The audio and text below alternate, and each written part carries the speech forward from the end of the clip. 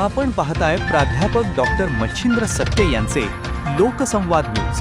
सत्य जे तुमच्या समोर. दिल्लीतील कॉक्रोच जनता पार्टीच्या संसदेवरील आंदोलनादरम्यान झालेल्या लाठीमारानंतर राजकीय वातावरण तापलं आहे. दरम्यान उद्धव ठाकरे यांनी जंतर मंतरवर जाऊन आंदोलकांची भेट घेतली असून त्या भेटीचा फोटो सध्या सोशल मीडियावर तुफान व्हायरल होत आहे.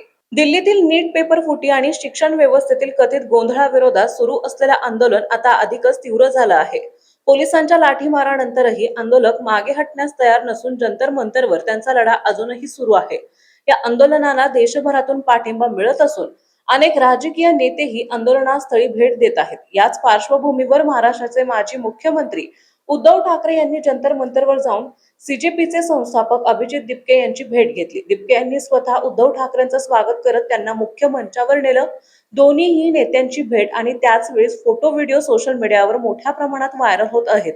भेटीनंतर उद्धव ठाकरेंनी अभिजित दिपके यांच्या खांद्यावर शाबासकीची थाप देतानाचा फोटो आपल्या सोशल मीडिया अकाउंटवर शेअर केला आहे. विशेष म्हणजे त्या फोटो सोबत त्यांनी फक्त एकच शब्द लिहिला, शाबास. या एका शब्दामुळे राजकीय वर्तुळात चर्चांना उधाण आलं असून हा फोटो सध्या सोशल मीडियावर प्रचंड व्हायरल होत आहे.